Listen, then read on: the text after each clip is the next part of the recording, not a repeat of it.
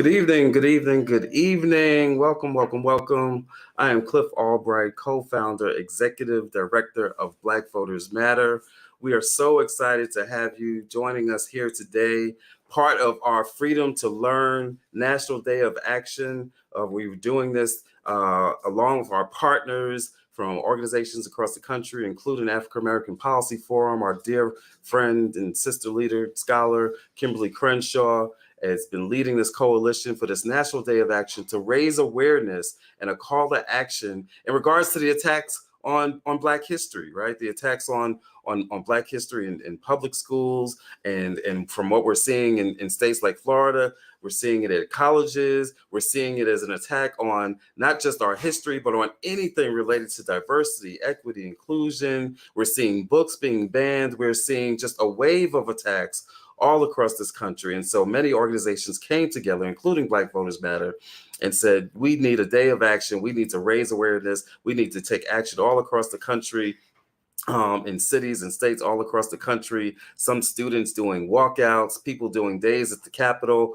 Our friends over in Florida right now are I think still at the Florida Capitol, where they were leading a protest earlier today, protesting, among other things, protesting the Florida bill, which again would take any form of diversity, equity, inclusion out of college campuses. It's a threat to our history classes. It's a threat to professors. It's a threat to Black Greek letter organizations, you name it, and they're trying to threaten it. And so that's what this National Day of Action is all about, right? And so this is not meant to be just a one-day thing. This is really meant to be part of an ongoing movement. We're asking everybody to get involved in this movement. But this Day of Action today is so important because, for many reasons, but partially because it comes one day after the anniversary, the 60th anniversary of the Children's March or the Children's Crusade. Many of us, some of us may remember, when we talk about the Civil Rights Movement, when we talk about Birmingham and the Civil Rights Movement, there's a lot of images that come to our minds, but most of those images are of children, of elementary, middle, high school students who left school, walked out of school, came to Kelly Ingram Park in Birmingham, protesting for their human rights, protesting to end segregation. And what are the images that we remember? We remember the dogs, we remember the fire hoses, we remember children getting arrested. That was 60 years ago yesterday. And so at this current moment, when people and governors and states are trying to make it illegal for our young people today to learn about the Birmingham Children's March and Children's Crusade.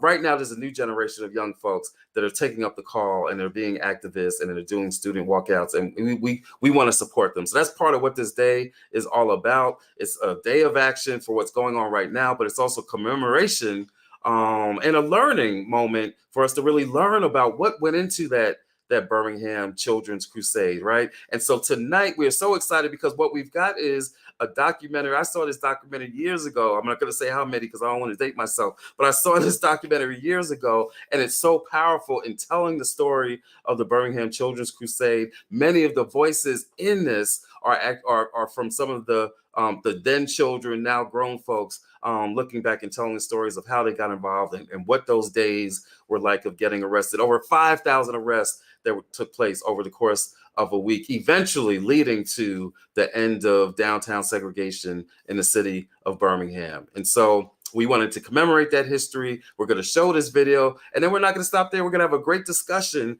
facilitated by my good friend, RJ, who is one of our state regional organizers in Alabama. And he's got a couple of great people that are going to be joining us after we do the showing. And so stick around. The showing is about 40 minutes, but we're going to have a great discussion after, featuring somebody else from Birmingham who was involved at the time. We're also going to have a young activist, a young college activist from today who's going to join in on that discussion. And we're going to also have my good friend, Dewana Thompson, who is the president and CEO of the Birmingham Civil Rights Institute, which is located right there at Kelly Ingram Park. And she's going to talk to us about some activities that they have going on commemorating this anniversary, 60th anniversary of the Children's March. So I'm so excited. I'm always excited to talk about history, but especially when we can connect it to what's going on right now. And so without any further ado, I am going to turn it over to our incredible comms and production team that is going to start the documentary. We'll see you in about 40 minutes.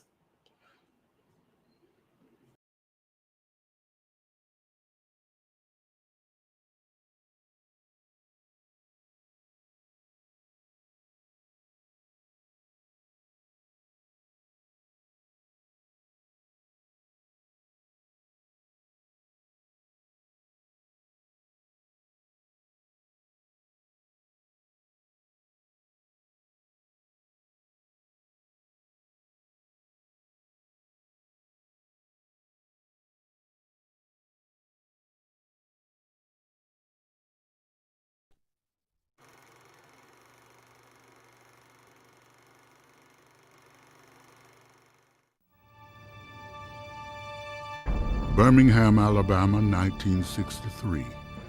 It was the most racist, most segregated city in the South. On April 12, 1963, Martin Luther King left his room at the Gaston Motel and walked 2 blocks to the 16th Street Baptist Church, where a gathering of protesters joined him for a march on City Hall. He had targeted Birmingham as the site for mass demonstrations against segregation, but the masses had failed to materialize, and King decided to go to jail himself.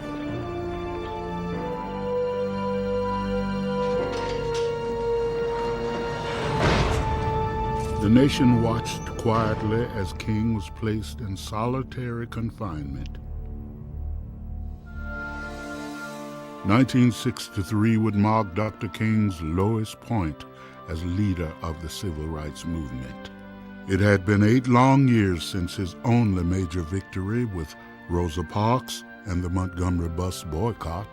When I first met Dr. King, the mission he was embarking on was completely unknown to him. He hadn't the foggiest idea where it would lead, and certainly going to Birmingham was a choice of enormous consequence. It was a battlefield where the movement could sink or swim.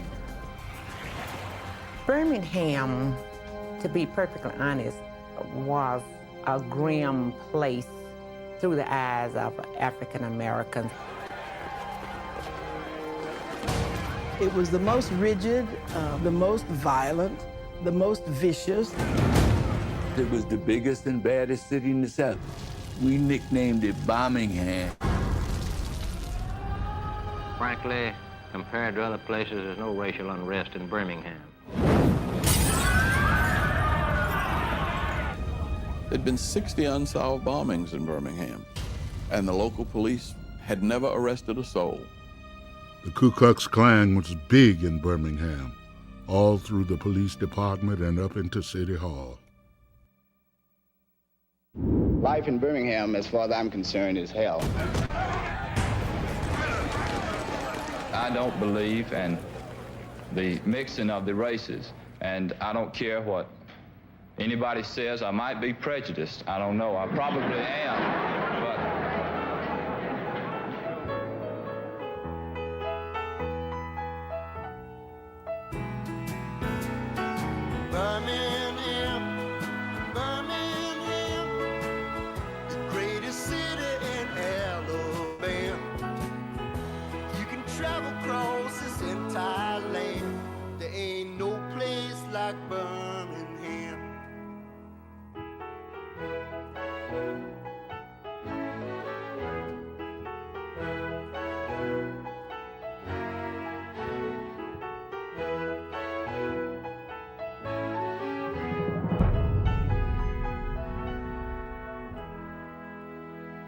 As a kid, I always wanted to eat at Newberry's downtown, and I always wanted a big hamburger plate.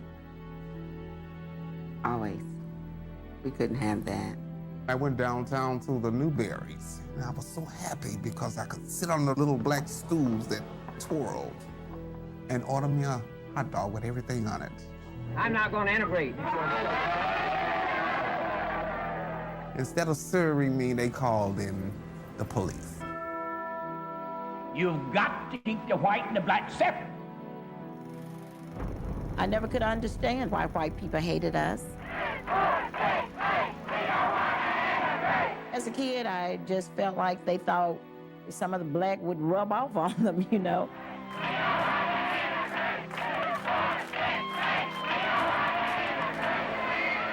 Well, Birmingham is a symbol of hardcore resistance to integration. I always wait under this philosophy. You can never whip these boys if you don't keep you and them separate. The good people of Birmingham had put Bull Connor in office 7 times. Bull Connor. Mr. Bull Connor was the monster. His title was Commissioner of Public Safety, and his mission was to keep the streets safe for white people. He had a tank. Army tank? White. Under Bull Connor, Birmingham was the closest thing in America to a police state. So the theory was, we need to bring all this out in the open. And if they're going to kill us, let them kill us in the middle of the day, not at night one at a time.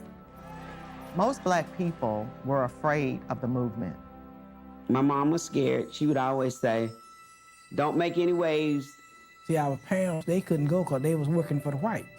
If they were seen on the picket line, then they ended up losing their job or having their house foreclosed or having their car repossessed. So the parents couldn't do it. As a kid, we always wanted to think that these things would stop soon, and that mom and dad, since they fixed everything else, that they would fix it.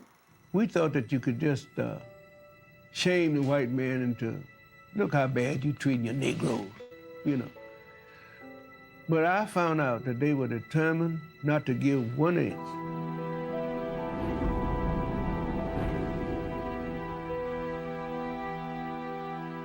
Dr. King had gone to jail in hopes that thousands of protesters would follow his example and overwhelm the system.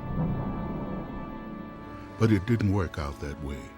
The blacks of Birmingham stayed home, and the press quickly lost interest. Is he still in solitary confinement? Yes, he is. I think he'll be there for a while. I don't know just when he'll be coming out. One of the last things King did before going to jail was to place an urgent call to a fiery young preacher in Mississippi by the name of James Bevel. Bevel was a secret weapon. He was the brain of the bunch. He was obnoxious as the devil, but that was his role. Well, I knew that the Birmingham project was going very slow because they couldn't get many people to go to jail. So what we got to do is go out and organize young people. The first thing I said, well, who did this doctor? They told me. Tall Paul was there and Shelley the Playboy, and they agreed with nonviolence. I was somewhat of a crazy guy, I guess. What's up, brother? Shelley Stewart, he was the DJ for real back during the day. And he had a red car and had Shelley the Playboy written on it. Good goobly woobly. Shelley the Playboy was the mouth of the South. What's up, everybody? No one had a closer relationship with the kids in Birmingham. Make some noise, everybody, make some noise! Woo! Being on the air, you had music, which is debate. But each time you have an opportunity, you talk about freedom. You talk about rights. Didn't take very much to get the kids. The kids knew. They knew. We started with the football players and the cheerleaders and the beauty queens. I was an 88-pound majorette. I got involved in the movement because I was talking to a little pretty girl. Ooh, I can see myself wearing long skirts, donut socks. Good morning, little schoolgirl. Good morning, little schoolgirl. We broke it down very simply. Look, you can get hit by a baseball bat playing baseball, but segregation destroys the inside of your mind and your soul, and it doesn't heal that easily. I played football on the football team. I played defensive tackle. Reverend Bevel asked, have you ever wondered why your helmets are always blue and white, but your school coats are green and gray? He said, you get the equipment that the white schools discard. I'm glad I chose the movement and not athletics. Bevel would turn down the lights and show a movie from the sit-in movement in Nashville. I saw a bunch of coloreds sitting on the stools. They looked like they were just trying to egg on a fight.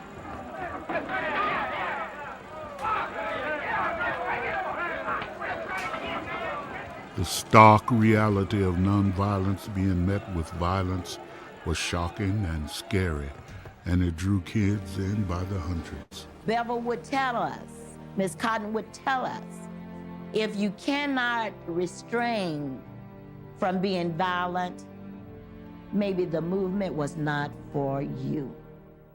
Well, that was a beautiful concept after you think about it later.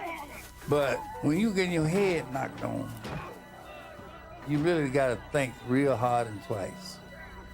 Because the fellas down on 15th Street, those fellas would fight back. They came to fight. But because of Dr. King and them girls, they would say, y'all come on, cooperate. We need a peaceful protest. On Saturday, April 20th, Dr. King bonded out of jail. His release caused barely a ripple. We were defeated here in Birmingham. They had beaten us down into the ground. Dr. King, in our strategy session, says that the only way to break Birmingham, we're going to have to fill the jails. So I say, I agree. I absolutely agree with you on that. Now, how I fill the jail is my business. I remember that night, Dr. King speaking, he was trying like mad to get somebody to go to jail, and they just didn't stand. I remember King inviting any volunteers to go to jail the next day, and nobody stood up but us kids.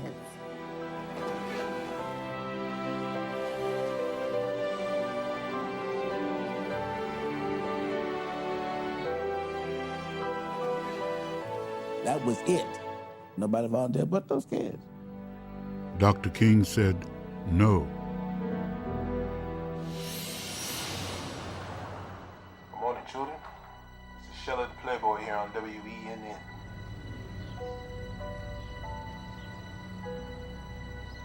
D-Day was the day, I tell you. This was the day where every student in Birmingham knew that it was going to happen. But you've got to remember that all of the planning was a secret. Good. Good morning, children. The DJs would talk in code and use songs from the hit parade as signals for action. I remember that morning I woke up with my mind on freedom. Oh, I took special pain with putting a little starch in my blouse. Got my toothbrush and I got the toothpaste, the soap. Because I had a feeling that I wouldn't be coming home. Ring, ring goes the disc jockeys pushed D-Day early in the morning, but they wouldn't even use D-Day. They used all that jive talk. Don't forget, kids, there's gonna be a party in the park, and don't forget your toothbrushes, because luncheon will be served. Back in the classroom, open your book. Now everybody who's listening knows what the deal is. D-Day was the day. My mother said, okay, Gwen, don't go to that march. I mean, don't go. You go to school. I told my mother, I said, I hear you. We were raised not to lie. So I didn't tell her lies that I wasn't going. I said, I hear you. We would have people picked out. Your job is to turn this fire on, turn that fire on, get the football team, basketball team, get the cheerleaders, get the band. It was right at 11 o'clock when they arrived. They came up to the fence with a sign that just said, it's time. When we said, let's go for the windows. And I told the others, come on, let's go. And I looked around and, all I could see was my own fanny almost, I hollered back up at those kids, but you said you were gonna go. You promised. And that's when kids started coming.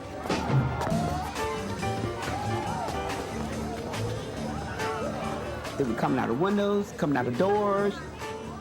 It's so beautiful. You wouldn't believe it. Mrs. Story turned her back as we got up. And we took it from there. I wanted to walk out with her, but it was my job.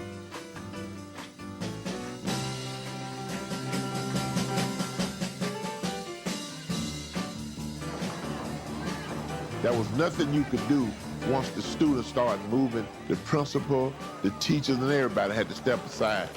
My boyfriend tried to stop me from going, and I walked around the building, and I came right back out there and went out the gate. You have about 2 children left in the class, maybe.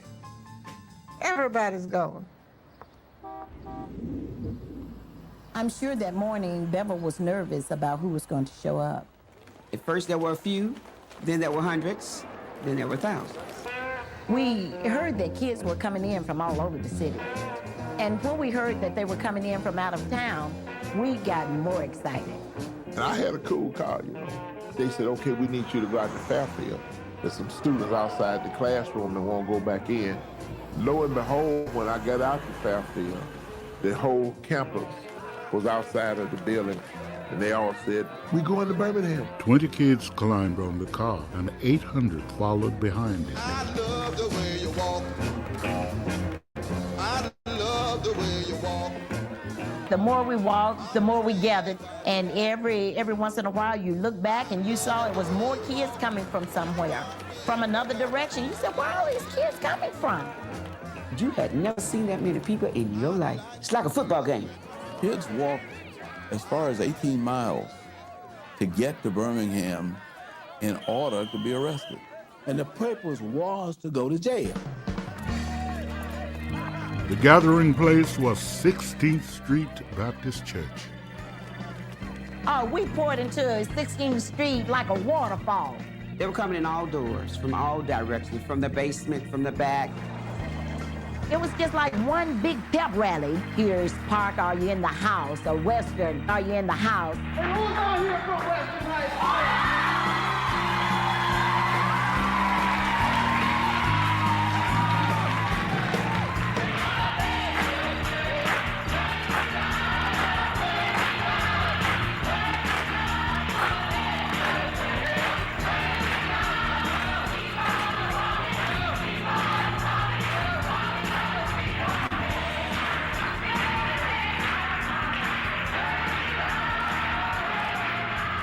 The children were ready.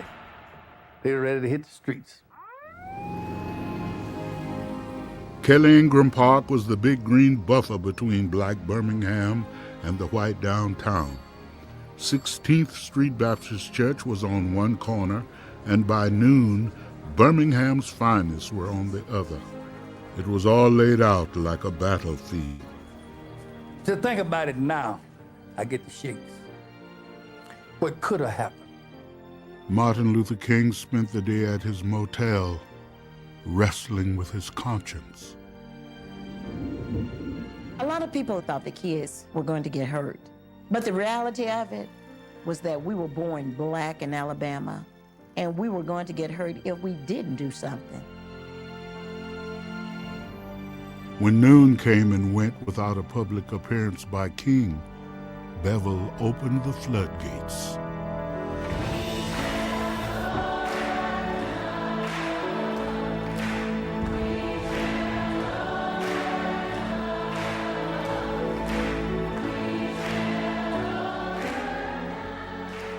They came out in waves of 50.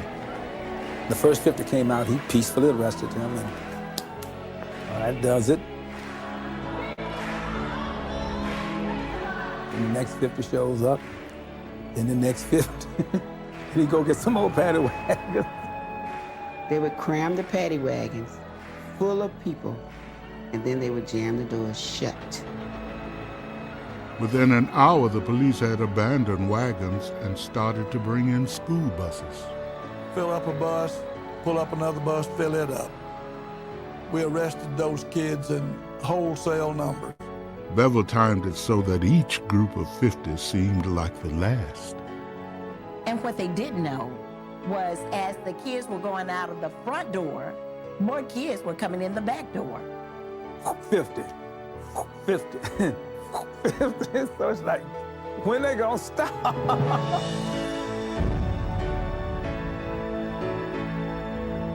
think when the police arrested us, they thought that we would be afraid and start to cry. They had strange looks to see that we were happy and singing and glad to be arrested.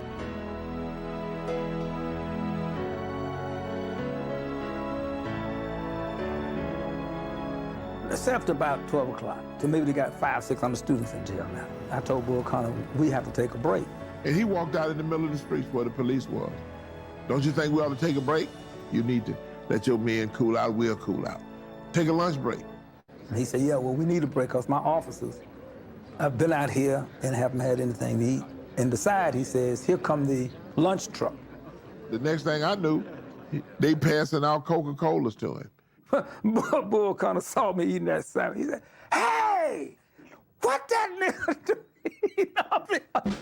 Soon as the rest period ended, he come back over where we were. They go back over where they were, and they start back to kicking butt. By 3 o'clock, almost 1,000 black kids were under arrest for parading without a permit. There were so many kids in jail, the schools couldn't teach. I remember that so well because my classroom was in jail. The whole class. We were told to say we were 15, and that would keep us out of the big jail. Didn't work in my case. I can remember some of them thinking that we're gonna kill them. They'd tell me, oh, I know you're gonna kill me, but I wanna call my mama first.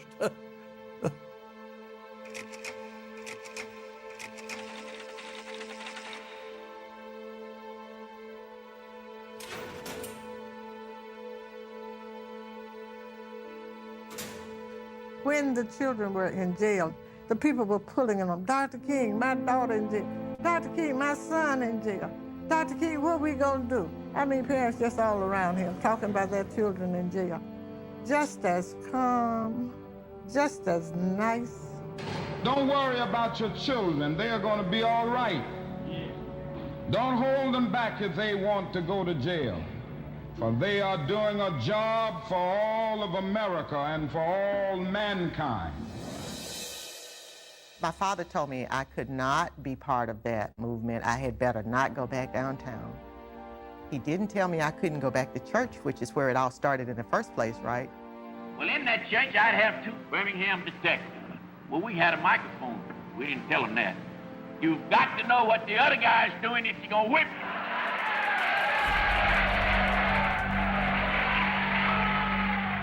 Listen up, brothers and sisters. If today was D-Day, tomorrow will be double D-Day. By day 2, the word was out, and more than 3,000 spectators converged on the church to watch. But no one could have imagined what they were about to see. When we got to the park, police was lined up. They were marching, got ready. Oh, good Lord, I scared to death. And then the officers gave the order to open up.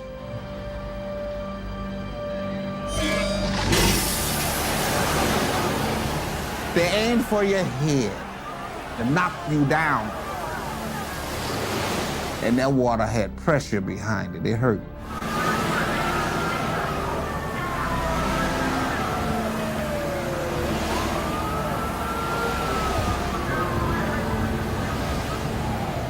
During the meeting the day before, they had told us the policeman might hit you, the policeman might have dogs, they might spit on you, they might kick you. But I remember thinking that no one said anything about water hoses. You could see that the first blast of water dispersed the crowds. But when the water subsided, there were 10 kids still standing. And they were singing one word over and over.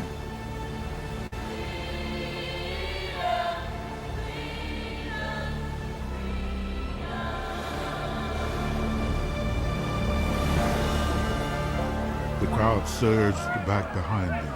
The firemen were suddenly faced with 200, then 500 protesters. Bull Connor standing there with his hands on his hips. Shoot the water on those niggers.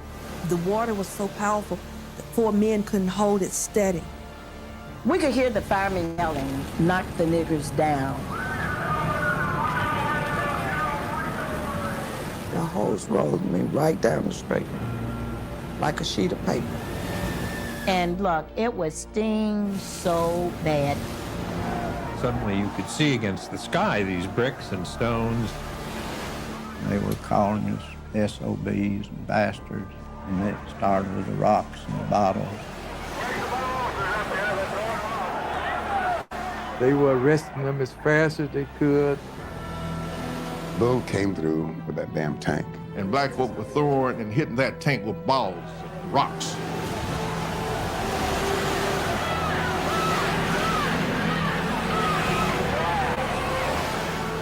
Bull O'Connor would tell them, Bring the dogs out.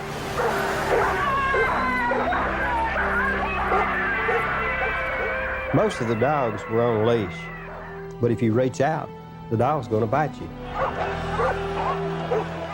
There was this vicious, big old dog that turned loose on the smaller child, and the dog lunged at his throat, and it hit him and bit him. Police had named this black dog Nigger. It was a black German Shepherd. They had nigger trained. Nigger would bite you. A nigger would bite anybody, black or white, didn't make no difference.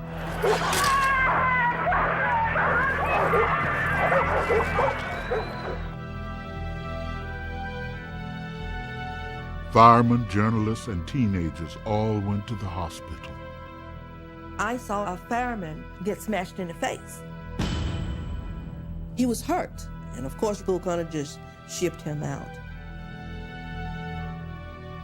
Our police and sheriff's officers have met the first test with flying colors. They deserve great praise as they maintain the peace. When President Kennedy saw his Saturday papers, he said the photos made him sick.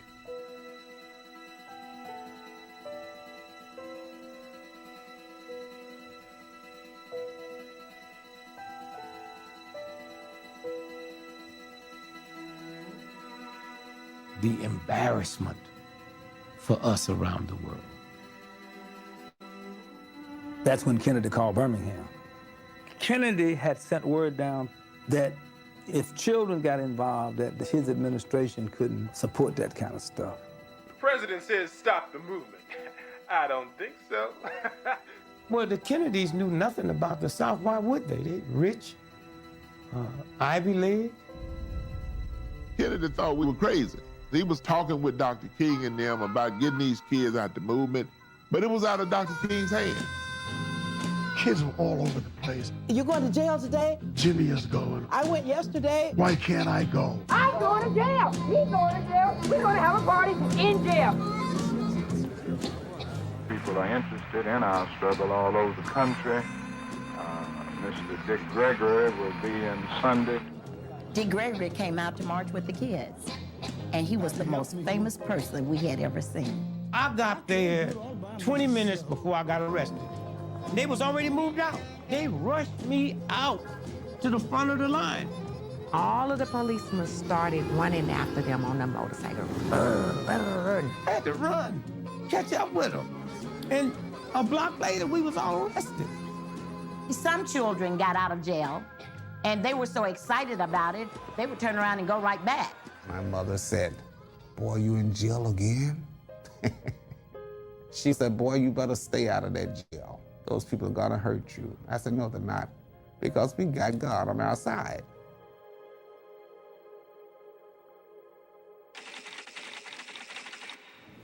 And once they were in jail, it was kind of depressing. It had rats, and it was nasty and filthy.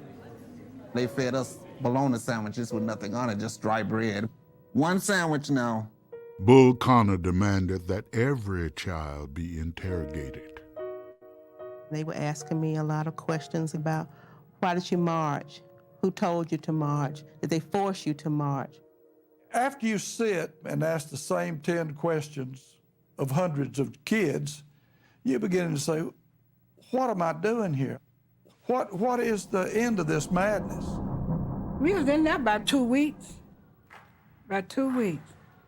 And we was singing. Oh my God, we be singing.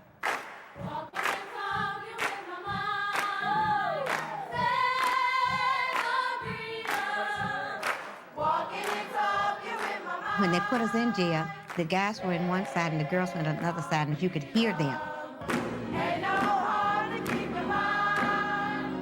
And they would sing songs. Then the girls would sing a song to answer them back.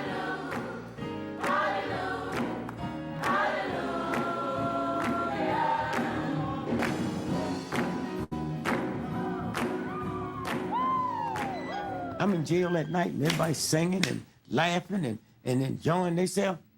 And I see this little 4-year-old boy, 2 o'clock in the morning. I said, hey, what's your name? How old are you? He said, 4. I said, what are you here for? He said, Tatum. He couldn't even say freedom, man.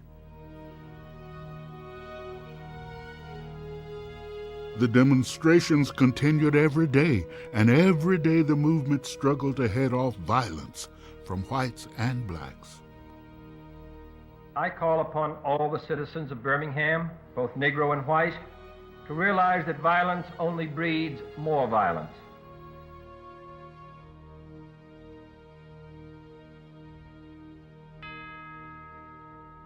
See, once you arrest 3,000 people, you have no control, especially when they ain't scared of you. Clocking in at number 1. By Saturday, some kids were coming downtown in their bathing suits. It was fun. Hey, baby, pass the soap. It was hot that summer, you know what I'm saying? And just to get sprinkled around with the hose was beautiful.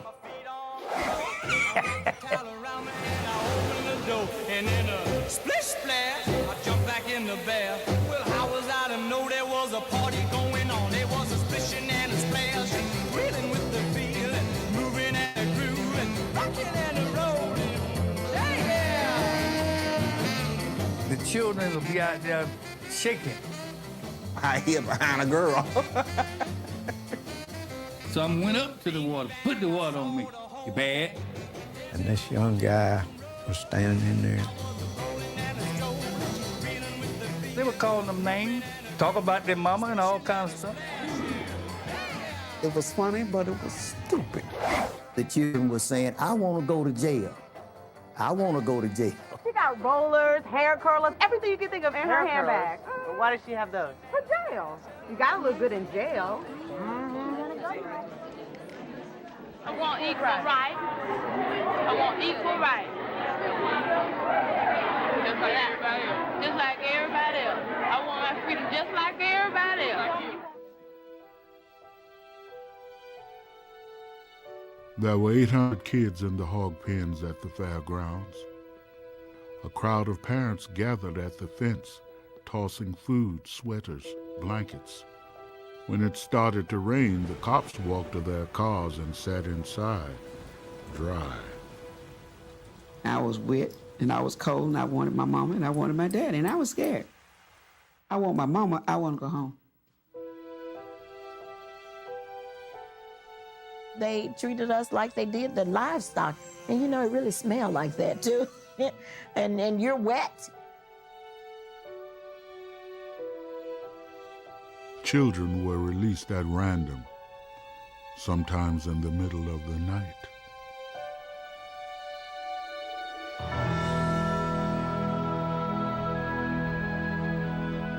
I got out on Sunday, and I wasn't ready to go because there were a lot of people still in jail.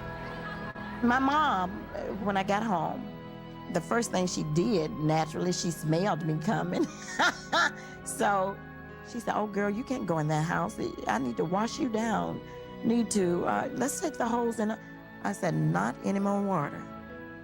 When she came home, I remember my mama hugging her and said, bless your heart, baby, bless your heart. Although many have been arrested, we have already won a victory here in Birmingham. Because yesterday we filled up the jail. And today we filled up the jail yard. And on tomorrow, I don't know what they're gonna do.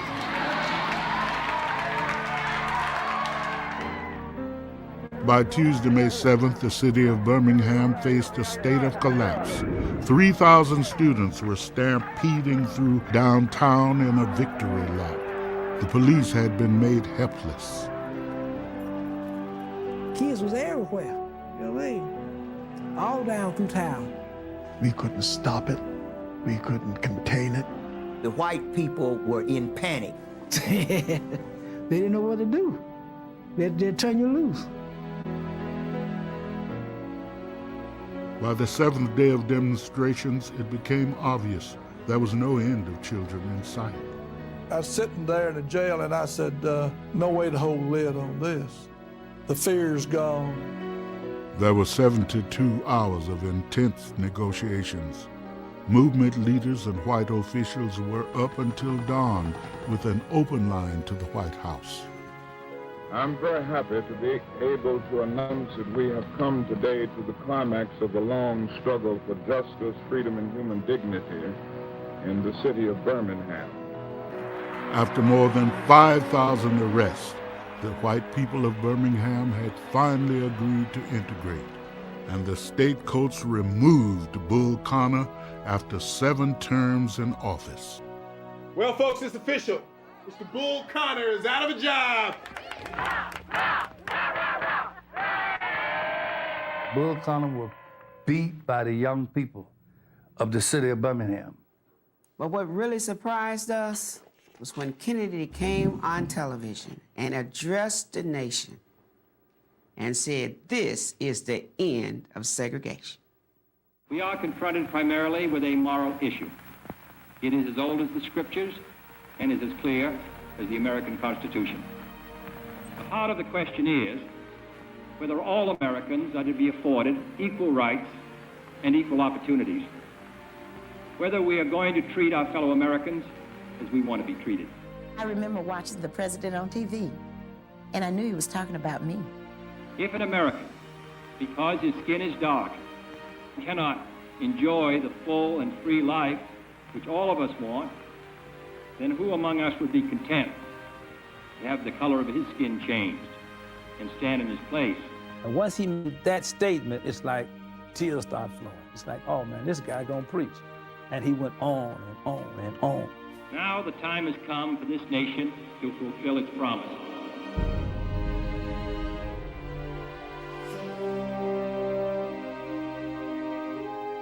The Children's March broke the back of Birmingham. Birmingham led to the March on Washington. Birmingham changed the South in an incredible way.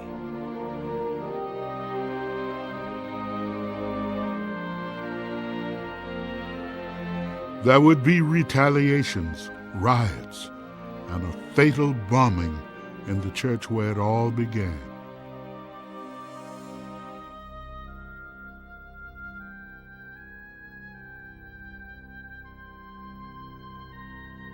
But in the year of 1963, in the month of May, in the city of Birmingham, Because of what has happened, we can say from the depths of our hearts, as never before, I pledge allegiance to the flag of the United States of America and to this republic for which it stands, one nation, under God, indivisible, with liberty and justice for all.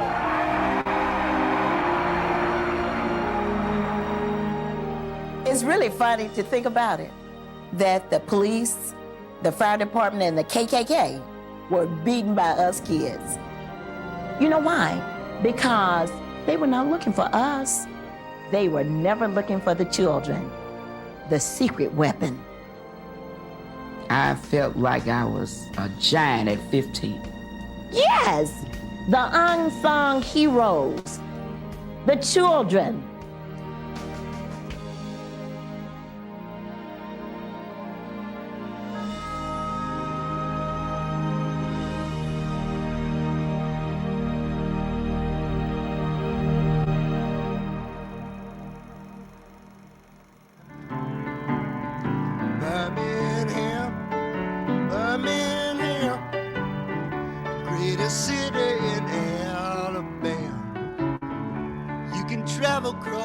this entire land. There ain't no place like Birmingham. There ain't no place like Birmingham.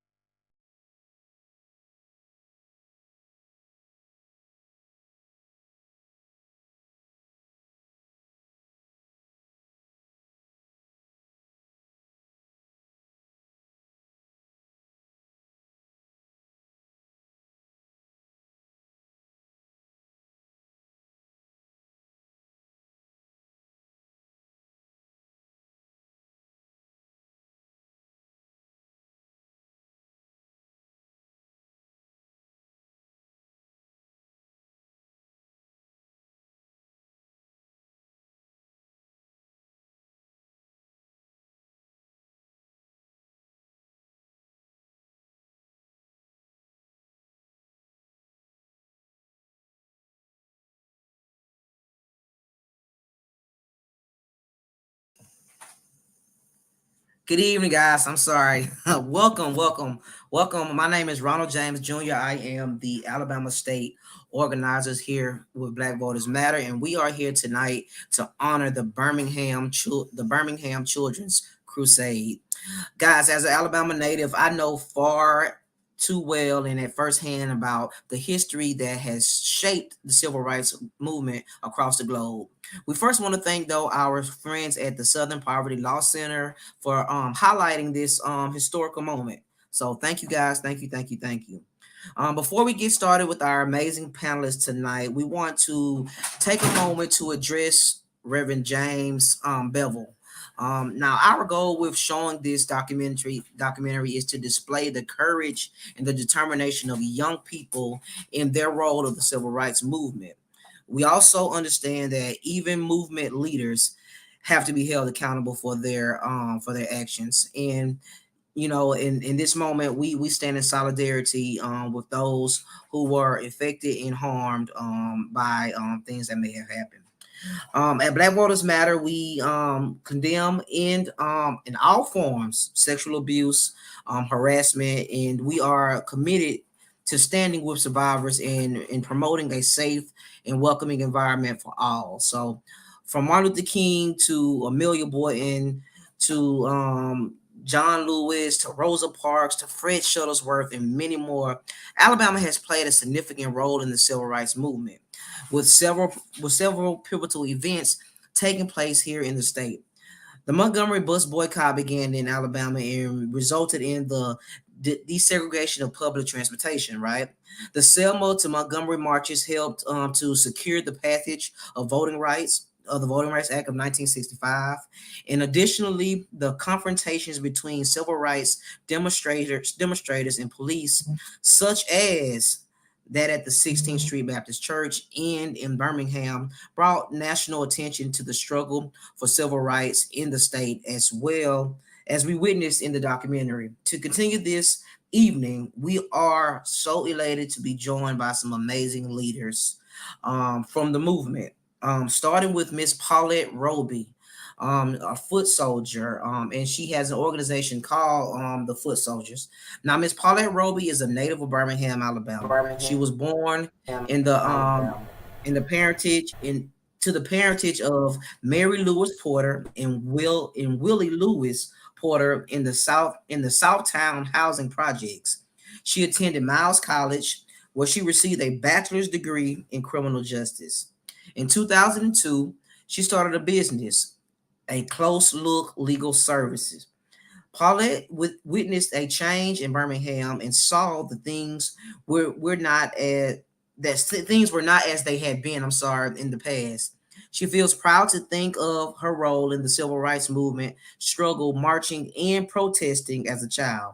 Presently, Ms. Paulette continues to live in Birmingham, Alabama with her husband, Curtis Roby, and she serves as chair of the Civil Rights Activist Committee, home of the Foot Soldiers. Truly, she is a child of the movement. She's helped to bring about change, and her name has been recorded in the history. Welcome, Miss Paulette Roby. We also have joined us tonight, Mr. Adrian. We also have Constantine. Constantary. I hope I'm saying your name right, Adrian. Consonant. Miss Paulette, you mind going on mute for us? Thank you.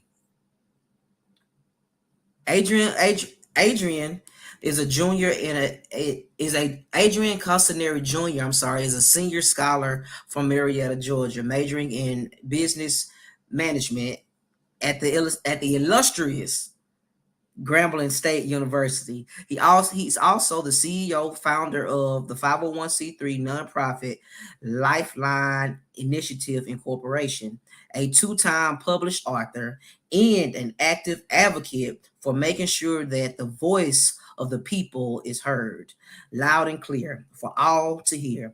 His main goal in life is to work with lower income areas to revitalize and revive them, or in other words, give the community a pulse. Please welcome Mr. Adrian Constantary Jr. Welcome, my brother. We also have joining us Ms. Dewana Thompson, President and CEO of the Birmingham Civil Rights Institute.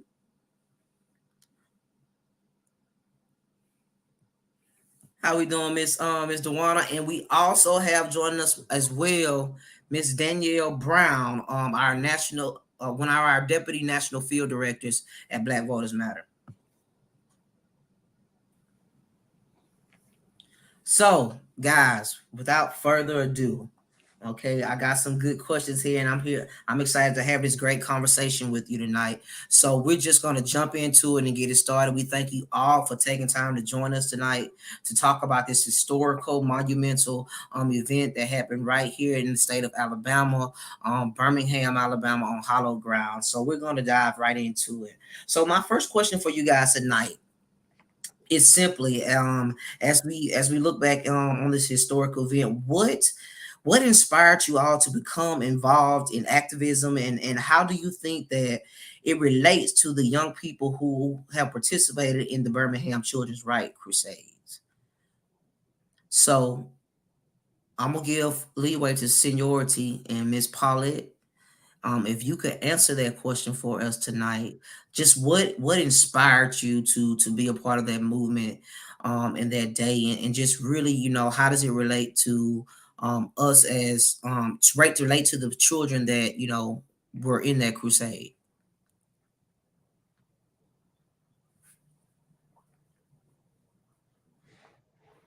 Okay. We have no problem with Miss Paulette's connection, so I'm gonna hopscotch this thing, and I'm gonna slide down to Miss Dewana.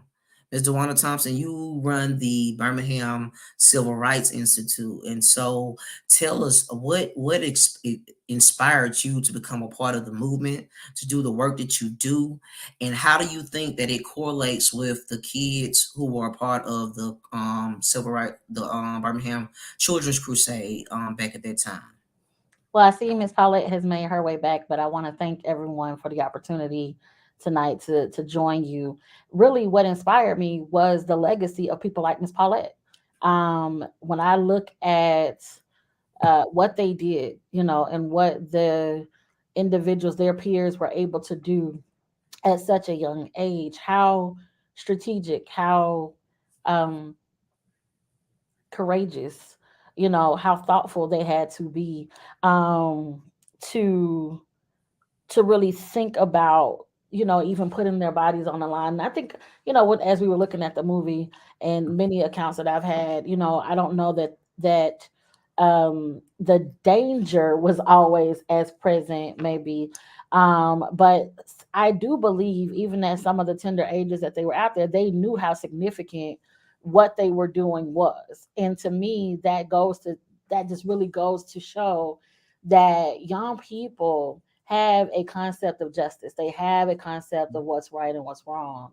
And they have, when given and invested in and given the opportunity, they have really a lot of the times the most purest form of activation within their ability. And so watching that, being a student of those movements, having the opportunity to sit at the feet of individuals like John Lewis, like Harry Belafonte, like Sonia Sanchez and Bell Hooks and others who were individuals who live their lives through a practice of nonviolence. I I just think it was a no-brainer being a daughter of the city of Birmingham as well. And so I think the wonderful thing about history and the reason we have to fight for the preservation of our stories and our narratives is that we know for a fact that at some point that's going to inspire the next generation. And that is what inspired me, was reading the history, being connected to the history, and understanding there was a place for my voice, for the way in which I wanted to step up for my community, because somebody had laid the path for me before that. Wow, absolutely, absolutely. Miss Paulette, how are we doing right now? Can you say something for me?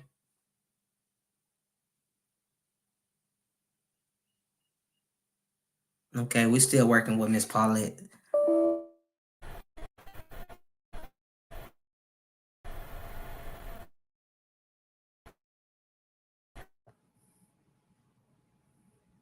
So good evening. Looks like we're working with RJ too right now. We're going to move on to Adrian. Adrian, what made you want to be a part of such an amazing movement in the current space right now? Honestly, first and foremost, I would like to say thank you for having me here. It's a pleasure and a privilege to be here with you. But what really got me into this itself, ooh, can you guys hear me? We can hear you.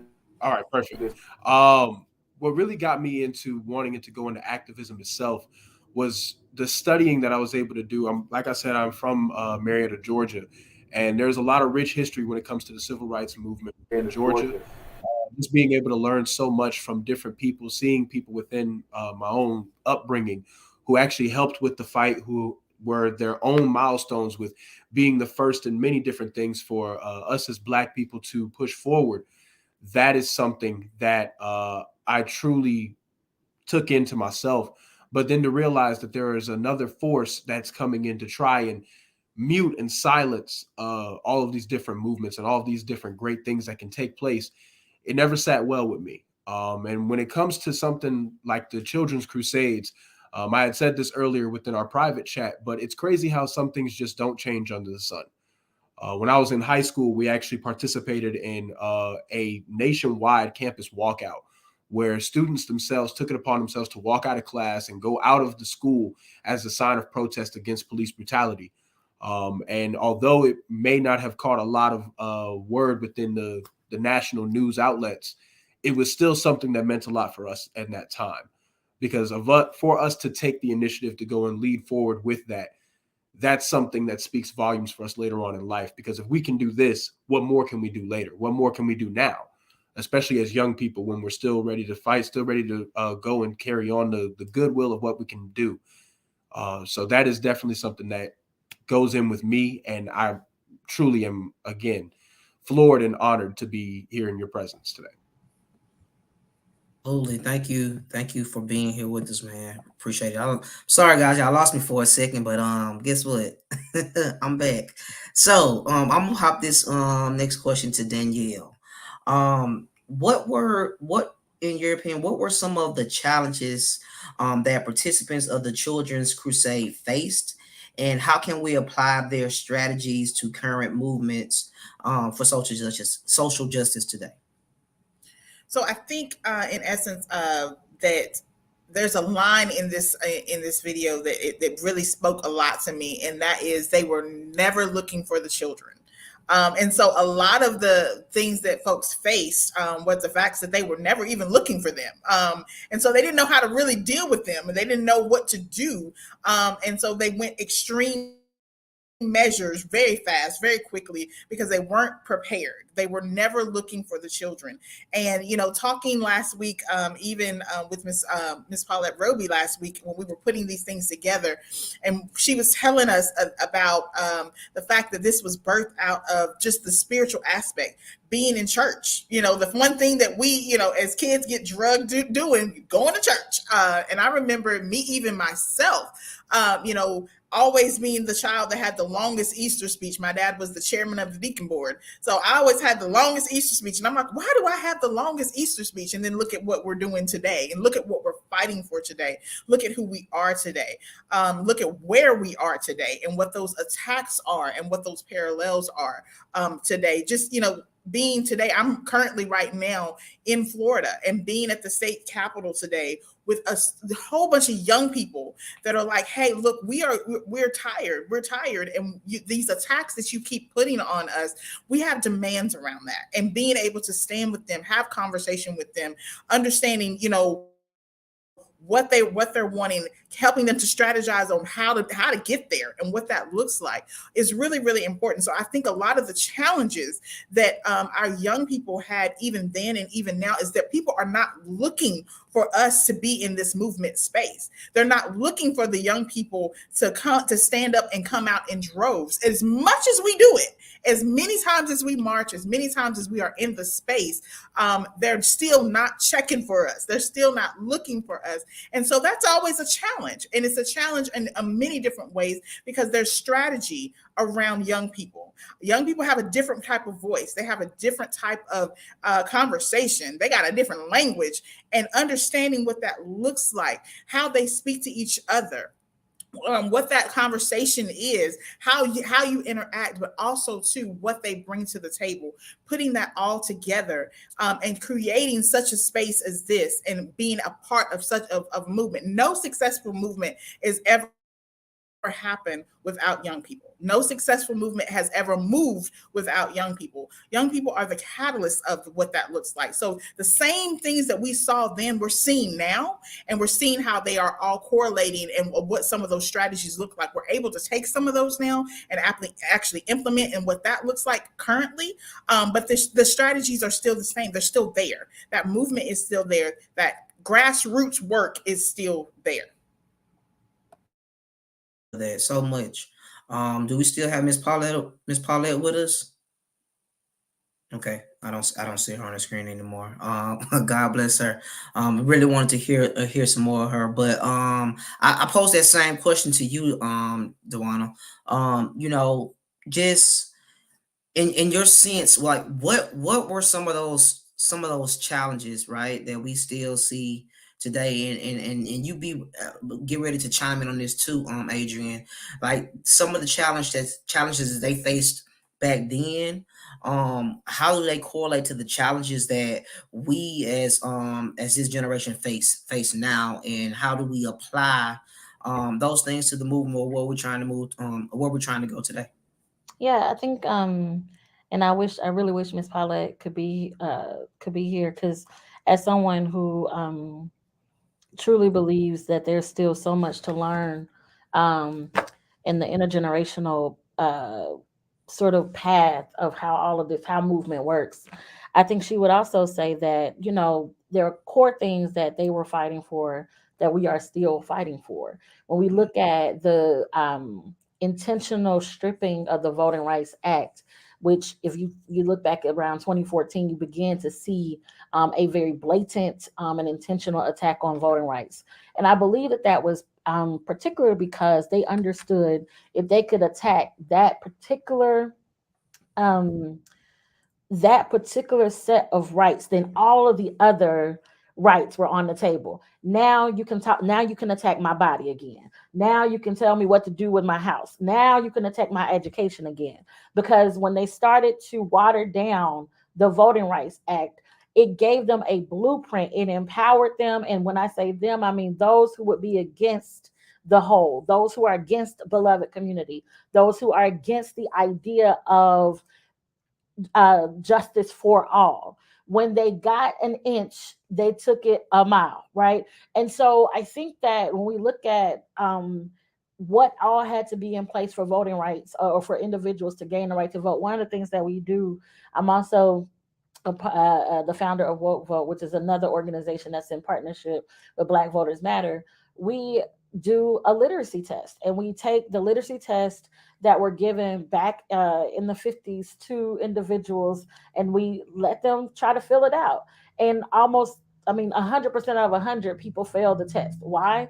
Because it was never created for you to actually pass it. And while we may not have a physical literacy test anymore, the continued placements around IDs, the continued placement around whether or not someone can receive refreshment, when they are being engaged at the voting poll, all of these literacy like tests, all of these impediments just to vote, we're still dealing with that right now. And so we need the same spirit of strategy, not necessarily that it has to be the same exact thing that happened. Because we now have technology, we have some things that are a little bit different than what was available to our predecessors and our elders and our ancestors. Now we have at our fingertips some different tools in our toolkit to activate around these issues. When we talk about police brutality, when we talk about the sterilization of Black women, when we talk about access to adequate food and health and water sources, right? These are the same issues that we were dealing with and that we have dealt with, particularly as communities of color, particularly as Black Southern communities that we've dealt with. So we know that there is a successful path to and that there has been some success in ensuring that we have some key victories, and that success was laid in part by the work that happened during the civil rights movement, but also the subsequent work of electing leaders that look like us, who understand the experience that we have, that have gone without access to these things, so they understand how incredibly important. When I think about the technology gap, right, the fact that there are still folks who don't have access to broadband internet, and it's free pretty much everywhere. That is a intentional way of having the have and the have-nots. And so there are absolutely sort of pillars of what we can look at as it relates to what were they fighting for and fighting against in the 50s and 60s, that relate to what are we fighting for and fighting against right now in 2023. And that really should empower us and also infuriate us, quite frankly, to activate in a certain kind of way, to be strategic. One of the things, I'm sitting here right outside of the 16th Street Baptist Church. The institute where I serve is right across the street. And yes, it was the site of a bomb, but more importantly, it was the site of strategy. It was the site of healing. It was the site of reconciliation. It was the site of joy. So a legacy of things, not just the bombing, but a legacy around movement. And so I think about the fact that we need to resurrect that spirit. We need to, and we've seen that spirit be resurrected primarily over the last several years as we come face to face with some of those systemic ills. Absolutely, absolutely. Thank you so much. So before we get ready to wrap up and go to our Q&A from our audience, I want to pose this last question. In your opinion, what role does youth activism play in social change? And how can we ensure that young people's voices are being heard and their actions are taken seriously? And so I'm gonna start with you, Adrian, and we're gonna send that around the room before we go to our Q&A. So just tell me, what do you think? Well, first and foremost, what I feel like when it comes to youth activism, the only way that we can truly be as effective as we would like to be is if we all understand that we're on the same page. A lot of times that we have the similar issue of not enough, too many queens, not enough busy working bees. And I'm avoiding saying another thing because I realize it's not the best thing to say. But too many people want to be the head person in charge. They want their name out front. They want their name plastered in lights. And they want to be known for what it is that they do. Understandably so. But at the end of the day, understanding that we have to come to common grounds with one movement and understand that that one movement has many different working parts that all work towards the same goal, that will be the best way that youth activism will be the most effective in every form, in every field, in every aspect. The moment we get to that point, then we can truly start to see where that impact comes from. When you look back in history and you look at how different parties moved through the nation, but they all had the same agenda, but they had different ways of meeting that agenda, meeting that quota. there was a strategic value that came with it. One thing that I do like to talk about, I actually learned this from the Thurgood Marshall College Fund. There was a way that they told us about how we could do a proper business pitch is to marry the problem, not the solution. And we know that our problem is getting the true equal rights, making sure that we have the correct voting rights for people all across America, making sure that we have equal opportunity across America for all individuals. And the moment that we begin to understand that that is the true problem, rather than marrying a certain solution of to how we can get to it, how we can move forward, and how we can actually get that going to what we want to happen, then we'll be able to understand that we don't always have the answers, but somebody else may have a better way of reaching a certain goal that we want that may not be what we see. But outside of the inward aspect of what the youth itself needs to work on how we do, on an outward stance, seeing how youth activism can be truly impactful is by looking up to our elders and understanding what they've done and the work that they've done. Looking at these children crusades and being able to understand what they truly did and what they were able to do. For me personally, it means so much to understand that the fight has never stopped. The fight never changed its goal, and that the tactics that were used back then are still useful now. Instead of us just looking around and saying, oh, well, how they did it back then didn't work. No, it did work because now we're in this position to be able to move forward and to push forward, to be able to pay homage back to those who fought and came before us. Let us look at what they did. Never downplay what happened, because that what they did was so transformative, so amazing. We need to be able to take what they did and grow on it, enhance it, expand it, and bring it to every place. During 2020, there was protests in all 50 states and 18 countries, primarily led by Gen Z. But the only way that we were able to even get to that point was because of those that came before us. And we really do have to have that in our hearts when we move forward with this. But as far as the impact that we can get, I just must say that it's yet to be seen the capacity of what we can do and the potential of how it can be done. But I know, give it 20 years time, there's going to be a whole brand new outlook and span on what we have before us. Absolutely. Thank you so much. Thank you so much for that. Miss Paulette, you back with us.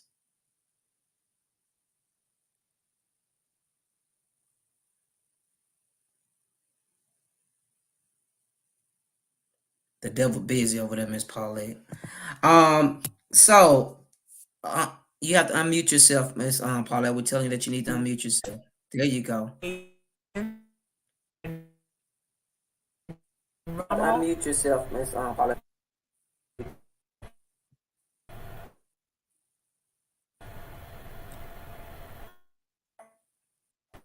You with us?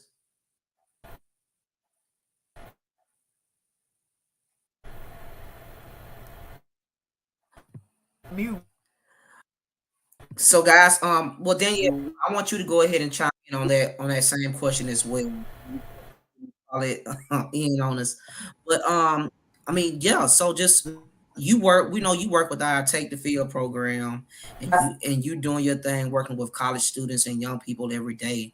And so just the same question as the wrap-up question as I posed to Adrian, just what do you think the role is that we play right now in this movement, and how can we be assured that the voices of our generation is going to be heard?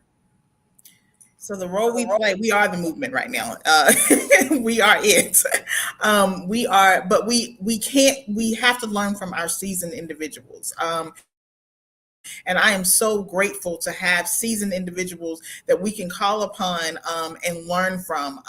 Ms. Paulette might not be available for us tonight, because, we have all the things that's happening with technology, but guess what? We can have her in person. We're going to have to bring a group of students to come talk to her and have a true conversation, because the conversation that we had in just the short amount of time we had last week was so enlightening, and it was so educational in that moment to be able to speak with her and understand what that looks looks like. And even for myself, we don't come out knowing how to cook, y'all. We got to know when to use the seasoning, and our seasoned individuals are the ones who teach us that. At all of our convenings that we did last year, that was one of the key moments that we had in our convenings for BVM from state to state, was talking about our seasoned individuals and our young people and how it all works together, because we need our seasoned individuals to be able to teach us what it looks like to be able to strategize in this movement, what it looks like to be able to keep going, what it looks like to understand that there's no such thing as instant.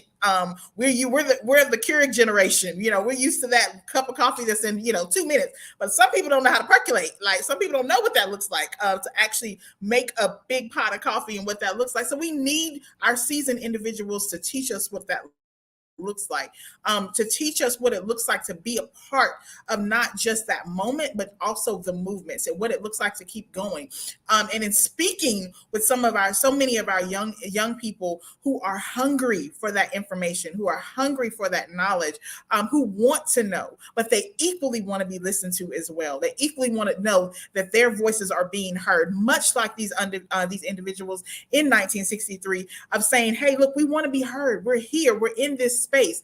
You might not be looking for us, but we're here. We're in this space, and we're coming out. We're coming out in droves, because that is what this movement is really truly all about, is us working together, us understanding where we all come from, understanding what it means to be a part of this movement together.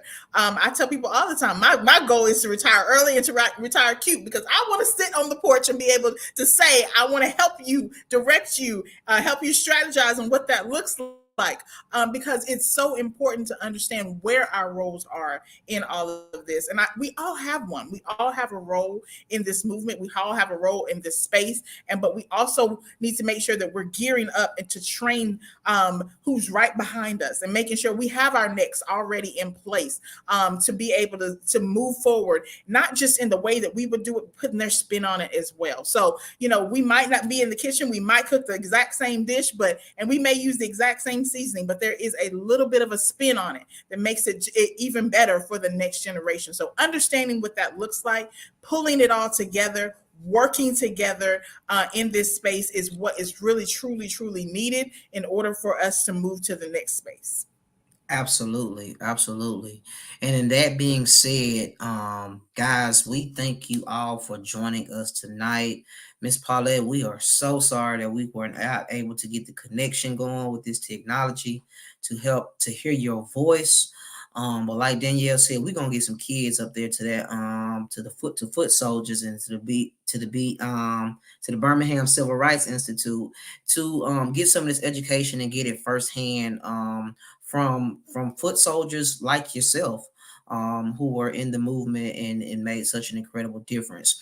But Danielle, you said something that was very pivotal in your last statement, that we all have something to do, right? We all have a part of this movement, and we all have an action that we can take. And so tonight, wrapping up this call, we want to leave you guys with the action, because the work does not stop here. Right. There's an attack on our Black history, guys, and it's happening all across the country. Black history is American history. The attempts to erase the history have resulted in, the banning of books, watered down curriculums, and unjust removal of educators all across the country. But we're asking that you would join us in protecting our freedom to learn. You can all help us by signing our petition. You can go and sign the petition at bit.ly/protect our history, or you can text Crusade to 25225. That's bit.ly/protect our history, or you can text Crusade to 25225. Remember, guys, that Black Voters Matter 365 can't stop, won't stop. Y'all have a great evening. We love you. We're gonna keep pushing this thing. Don't forget, y'all shit that text line, man. Text us Crusade to 25225. We out. Black Voters Matter 365, y'all.